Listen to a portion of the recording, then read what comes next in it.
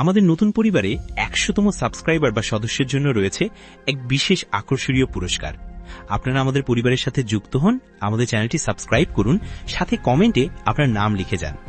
১০০তম ১০১তম সাবস্ক্রাইবার সম্পূর্ণ হলেই পরবর্তী ভিডিওতে ওনার নাম ঘোষণা করব, সাথে ওনাকে পুরস্কৃতও করব। নমস্কার বন্ধুরা, আজকে আমরা আপনাদের নিয়ে যাব শরদিন্দু বন্দ্যোপাধ্যায়ের রোমাঞ্চকর গল্প প্রেতপুরীতে। আমি ভৌমিক, আপনাদের সাথে আছে আমি অর্পিতা। শ্রাবণের ঝমঝমে বৃষ্টির রাতে শরদিন্দুর ভূতের গল্প শুনতে প্রস্তুত তো?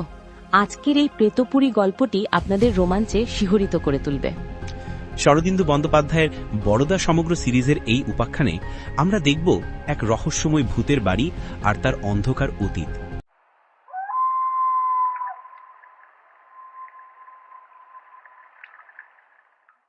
সূর্যাস্তের পর শ্রাবণের বৃষ্টি আরো চাপিয়া আসিয়াছিল। আমরা কয়জনে ক্লাবের একটা ঘরে জড়সড় হইয়া বসিয়াছিলাম। আলোটা টেবিলের উপর নিস্তেজভাবে জ্বলিতেছিল। এমন বিষণ্ণ সন্ধ্যায় হঠাৎ ছাতা মাথায় দিয়া প্রায় ভিজিতে ভিজিতে বরদা এসে উপস্থিত হল। একজন তাকে সম্ভাষণ করল, আহি বরদাবাবু। বরদার আগমনে ঘরের বাতাবরণ যেন কিছুটা বদলে গেল, তাই না? হ্যাঁ, বরদা যেন সঙ্গে করে একটা রহস্যের জাল নিয়ে এসেছিল। সে জিজ্ঞেস করল, তোরা কি ভূতে বিশ্বাস করিস? অবাক হয়ে সবাই তার দিকে তাকালো। ভূত? সেই মুহূর্তে ঘরের আবহাওয়া যেন আরো ভারী হয়ে উঠল। বাইরে বৃষ্টির শব্দ আর ঘরের ভেতরে নিস্তব্ধতা। বরদা তখন এক রোমহর্ষক গল্প শোনাতে শুরু করল। গল্পে একটি পরিত্যক্ত বাড়ি, ছাদ থেকে দেখা যায় জল আর আকাশের মিলন। বরদা বলল, এটা ক্লাইভ স্ট্রিটের কাছে রমণী মোহন চক্রবর্তীর বাড়ি। এই বাড়িতে একটি সাদা মেয়ে প্রতিদিন রাত দুপুরে আসে। সবাই এই বাড়িকে ভূতের বাড়ি বলে ভয় পায়। আমি সেখানে গিয়েছিলাম ভূতের সন্ধানে। বরদা বাড়িটির ভয়ঙ্কর ইতিহাস বলতে লাগলো।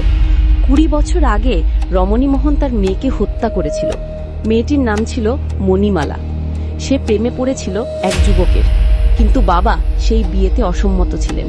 বাবার বিনা অনুমতিতে মেয়ে বিয়ে করতে চায় বলে রমণী মোহন ক্রোধের বশে মেয়েকে হত্যা করেছিল। তার লাশ লুকিয়েছিল বাড়ির ভেতরে। সেই থেকে মণিমালার আত্মা ওই বাড়িতে ঘুরে বেড়ায় বলে লোকের বিশ্বাস।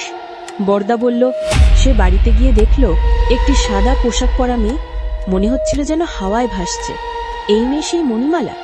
বরদার গলায় ভয়ের আভাস। বরদা বলল, আমি ধীরে ধীরে এগিয়ে গেলাম সেই মেয়ের দিকে। হঠাৎ সে আমার দিকে তাকালো, তার চোখে জল, মুখে বেদনার ছাপ। সে আমাকে নিয়ে গেল এক গোপন কক্ষে। সেখানে দেখালো একটি লুকানো ডায়েরি। ডায়েরিতে লেখা ছিল মণিমালার করুণ কাহিনী, কিভাবে তার বাবা তাকে হত্যা করেছিল এবং কিভাবে তার প্রেমিক অপেক্ষা করে আছে তার জন্য। মণিমালার আত্মা চায় ন্যায় বিচার, চাই তার হত্যাকারী বাবার শাস্তি হোক। বরদা ডায়েরিটি নিয়ে পুলিশে গেল। অনুসন্ধানে জানা গেল মণিমালার বাবা রমণী মোহন এখনো বেঁচে আছে, কিন্তু সে পাগল হয়ে গেছে। দিনরাত শুধু বলে, আমি মারিনি, আমি মারিনি। পুলিশ বরদার সঙ্গে রমণী মোহনের বাড়িতে গেল, আর সেখানে ঠিক যেখানে মণিমালা বরদাকে নিয়ে গিয়েছিল সেখানে খুঁড়ে পাওয়া গেল একটি কঙ্কাল।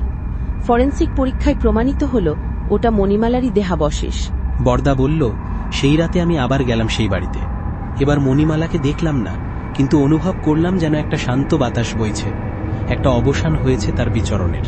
গল্পের শেষে বরদা বলল, এইরকম অনেক অদ্ভুত ঘটনা আছে যা আমাদের যুক্তি দিয়ে ব্যাখ্যা করা যায় না। ভূত আছে কি নেই সেটা যে যেমন বিশ্বাস করে, কিন্তু এই ঘটনাটি আমাকে শিখিয়েছে প্রেতলোকের চেয়ে এই পৃথিবীর মানুষের কাছেই সত্যিকারের ভয় পাওয়ার কারণ আছে। তো বন্ধুরা, এটাই ছিল শরদিন্দু বন্দ্যোপাধ্যায়ের প্রেতপুরী গল্পের রহস্যময় জগৎ। আমাদের এই পডকাস্ট কেমন লাগলো জানাবেন কমেন্টে। আর ওই রকম রোমাঞ্চকর গল্প শুনতে আমাদের চ্যানেল সাবস্ক্রাইব করতে ভুলবেন না। হ্যাঁ, আর যদি আপনি বাংলা সাহিত্যের এমন অনেক রহস্যময় গল্প শুনতে চান, তাহলে বেল আইকনে ক্লিক করুন, যাতে আমাদের প্রতিটি নতুন পডকাস্টের নোটিফিকেশন পেতে পারেন। আমি অর্পিতা। আর আমি ভৌমিক। আবার দেখা হবে আরেক রোমাঞ্চকর গল্প নিয়ে। ততক্ষণ ভালো থাকুন, সুস্থ থাকুন। বিদায়।